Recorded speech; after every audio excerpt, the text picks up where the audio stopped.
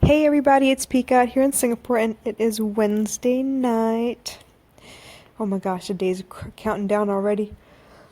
I'm counting down to the 15th. I get to fly out and meet my parents and my family from all over the world to celebrate my grandmother's 100th birthday, and I couldn't be more excited, really. But there's so many things I gotta do before then, so let me get down to it. Today, it was a good day. Very grateful. I ran off to work this morning after I dropped baby girl off at school, and was able to avoid the rain a little bit. I was caught in the rain, but it wasn't too bad. Got to work, cleaned up, started working on some things, and wouldn't you know it, as I was getting stuff started, everybody came into the office. We tried to get some work done, and then by then, it was time to go pick little mama up. It was raining at that point. I did not avoid that. Got drenched on the way, picked her up, got back on the bus, got back to work, ordered some food, and had her occupied for a couple, good 3 hours, I think. We got some good work done, and then I got some work done too. So far, so good. I've been able to prove that she is able to concentrate, and I'm able to concentrate, and hopefully I can keep it going like this. So, fingers crossed. Excuse me. What else? Got back home, made dinner, and definitely jammed out to the Beatles while we were eating dinner because I don't know, we tried new things and we were vibing with the music while I was cooking, so I figured, we'd carry on what we were doing and enjoy ourselves a little bit. And just put her to bed, and I'm trying to finish up this podcast so that I can get a couple of things done. Now, I gotta tell you, I've been feeling a lot of pressure lately, so I don't know if you've been keeping up or not, but even so, I'm just gonna give you a recap real quick, okay? So, a couple of days ago, I got a call from the school saying, hey, does she have to have those little braids in because they're against the dress code? And I tried to explain to the lady that, she has mixed hair. She needs to have braids in because it's the best way to first of all, keep her temperature regulated because for some reason her hair tends to trap in a lot of heat and she catches fevers that way. Second of all, it's the best way to keep her hair healthy because if you do big plaits or French braids or whatever, it dries up really fast, which leads to breakage. So I don't know if it got into her head or not, but we will see. But guess what? You gotta know, right? I went back to the dress code in the agenda, and all it says is you're only allowed black rubber bands, black ribbons, black clips. Well, guess what? Her braids, there ain't a damn rubber band in that whole do, okay? There ain't a single rubber band. It's all her curls, and then when I tie it up, it is a black rubber band. So, how about them apples? All right, so that was one. That was one thing that was really weighing heavily on my mind for the last couple of days. Okay, yesterday I had a come to Jesus meeting at work, and it was kind of like, well, we noticed that when she's at the tuition center with you, that she needs your attention all the time, and it's really hard because I know that you can't get your work done if she's going to be on you all day long. Da, da, da. Okay, so basically they were trying to get me to decide whether or not I was going to put her in daycare. Well, guess what? If you think about the amount of time I spend with her, if I did put her in daycare, that's a hell no. I'm not about to have somebody else raise my child only to see her 1 hour or 1.5 hours every day before she has to go to sleep. That to me is not parenting.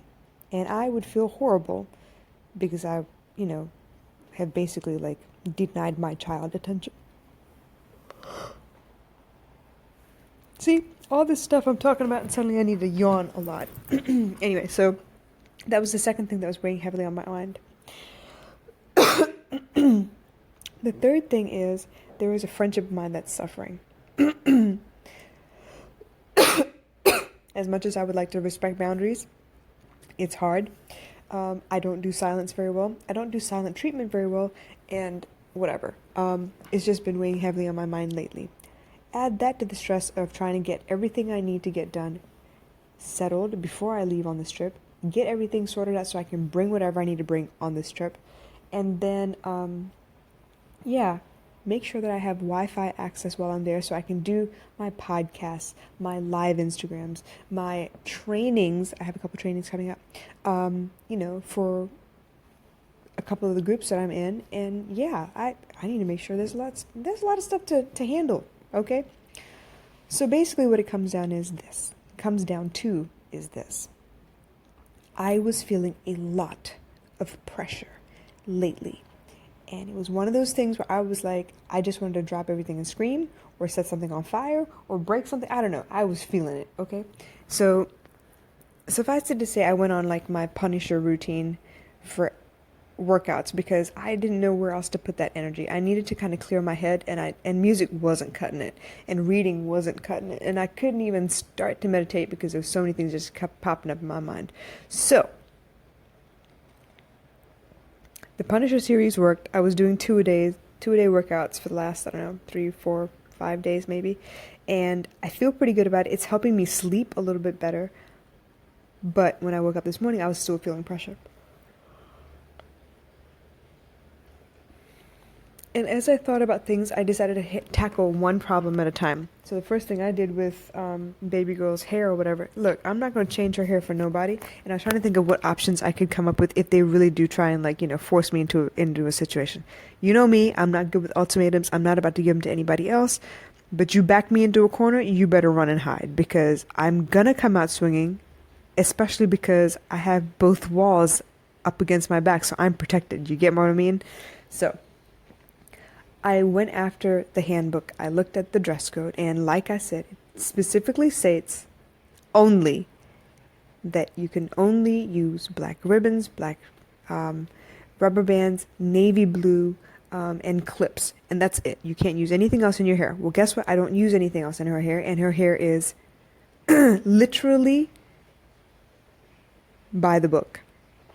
There's nothing wrong with her hair. Now, if you say it can't be fancy, it needs to be stated in the damn guidelines, or I'm going to take it up with the superintendent. So we shall see. Okay, yeah, let's hope they don't take it that far. What's next? Daycare. So I had a little chat with Gaia, and I told her, look, if you're going to sit with me at work, we need to work out some stuff. I don't want anyone telling you that you can't be with me, and I need you to understand what the alternative is. So we sat down and we talked about what it would feel like if she was in daycare, and then if she had to wake up at the same time every day. See, it was different in K2. Okay, she could go in at any time, so we could take our time because I didn't have to be at work until 10. I could drop her off at 8:30, and get to work on time still, and pick her up by 6:30, and then she can go to sleep whenever she wants because she naturally wakes up by 7 something. You know what I mean? So it wouldn't have been so hard. But right now, with her waking up like super early, she wakes up at like 6:45. Yeah. She has to be in bed at a certain time. She can't be up lollygagging around and stuff because she will suffer in the morning. So with those kind of hours, I helped her understand that what it would mean if I had to, including the commute time. Don't forget the commute time. If I finish at 6, it takes me 45 minutes to get there. It's almost 7 o'clock. Guess what? You have an hour and a half with me before you go to sleep. But in that hour and a half, I got to give you a bath. I got to feed you. I got to read you a bedtime story. And then, if we have some time left over, we can chill for a little bit. See? So once she understood that, she was ready to hear the next part of my plan. My plan is to make sure that I have a structure of some sort for her while she's at school.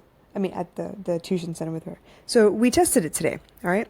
So I gave her a couple of puzzles to work on. So they were like connect the dot puzzles. Some of them were odd numbers only. Some of them were even numbers only, which is good. It helps her use her counting skills and everything. So she finished those up. She did about 5 of those. And then we did spelling. So I did 3 lists of spelling words, and she did pretty good on them because, let's face it, what I was doing was I was giving her the list, letting her read through the list, look at the list for a little while, and then decide when she was ready to take the test, and then I gave her the test. And she got a little upset. Now the first one, luckily they were mostly rhyming words, and then there were 3 bonus words at the bottom. She got 2 of the 3 bonus words wrong, but everything else was right. So she felt really good about herself. And the next set of words I think she got 4 wrong, which is not bad. A couple of them she reversed 2 of the letters, but for the most part she was doing pretty good. And the third one, let me think.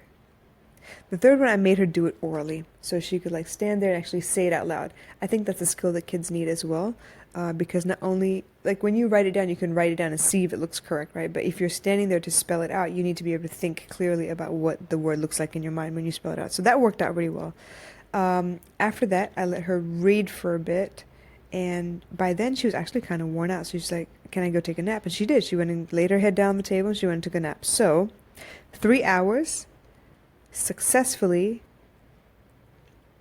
productive, and she was out of my hair for the most part. Like it was minimal amount of contact, but I was there with her, she was there with me, we were watching, I was watching what she was doing. And I think if I can keep up the pace and she gets really used to it, we might be able to make this work after all. Yeah. Okay, so that's number 2 taken care of. Number 3, the friendship that I'm worried about. I'm debating whether to call it a day and write this person off, or if I just let them be and just do me. So here's where there was an interesting quote that came up, and it said, "Muddy waters are best cleared by leaving them alone." I'm gonna say it again because it was profound, y'all. Like, it really hit me. Muddy waters are best cleared by leaving them alone. So what seems confusing right now, I'm better off letting it be and focusing on other shit. Because to look at the muddy water, it's gonna be tempting for you to put your hand in it and do something like make it worse. So I'm going to leave it be. Yes. What I've found generally when it comes to pressure for me, and it works for the most part, is to slow down. Slow down and really take a look at the pieces that are causing pressure. So that's exactly what I told you I did, right? I took a look at exactly what I could and could not do with the situation about her hair. And when it comes down to it, I have some teeth. I can like debate on this shit because it's in black and white, and literally what it says is, you can only use this, this, and this in your hair. It doesn't say anything about the style. It doesn't say anything about the whatever. It says like, if it's short, it has to be above your collar, and if it's long, it needs to be tied up. That's it. That is it. So I feel better about that. I feel a little more empowered about that situation. When I looked carefully at what I can and can't do in the work situation, I was able to come up with a plan that would work as well. And if I can just convince them that, yes, she is capable of focusing on some work as well, while she spends time with me in a facility that is full of other children as well, then maybe I can make this work. And then last of all, it's a situation where I can't control anything. So in situations where you can control anything, even if you do control your behavior and your thoughts and your actions, and it still doesn't change much because it's dependent upon another person or another entity, you might as well let it be. You might as well leave it where it is, step back a little bit, and do something else. And hopefully, if everything goes well, that muddy water will clear and you will see clearly into what needs to be done next. Make sense? I don't know. It makes sense to me. But yeah, when you start feeling pressure, you feel like everything is changing at the same time. You're not sure what to do. You're freaking out a little bit. Slow down. Slow down. Don't move as fast as all the problems are. Slow the hell down and take a real good look at each individual component, because then you can actually take some of your power back. Does that make sense? I feel like that's key, you guys. In a situation where, you're floundering a little bit, you're really, freaking out about something, obviously it's because you don't feel like you're in control of something. So if you slow it down and you look at the pieces, you can maybe understand better what you can and can't control, and then let go of the things you can't. Let them boomerang back to you when the time is right, but until then, you just let it go. Does that make sense? Anyway, that's how I feel about pressure. That's how I deal with pressure. I am a big fan of things that are in black and white, because once they're in black and white, I can argue my ass off. I can work around shit all day long. I can find a loophole. Probably should have been a lawyer. Anyway, so I actually feel good about that now. I feel a lot a lot better. I was feeling like I had this sinking feeling earlier today, and I was ready to fight the whole world. I was waiting for somebody to just say something stupid or off the wall so I could just go off. But, whew, Lord Jesus, I am grateful that I did not lose this temper of mine and that I was able to keep calm and keep my wits about me and kind of logically sort some of this stuff out. Gotta love this brain of mine. In the meantime, I have been back on the Gary Vee grind, basically. So listening to his podcast this morning, wrote about it. Was funny because I had my headphones in, right, with my phone in my purse.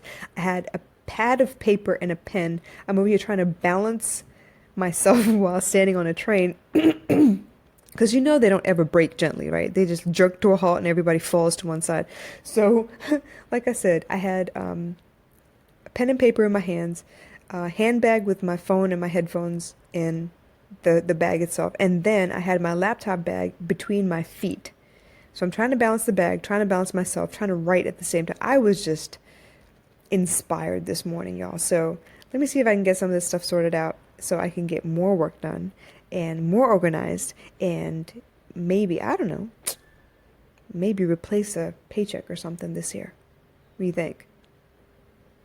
All right, well, I'm off to, manifest some dreams real quick. I will catch you guys later. Okay? And remember, you got this. If I can do this, you damn sure can do it. I'll catch you later. Bye.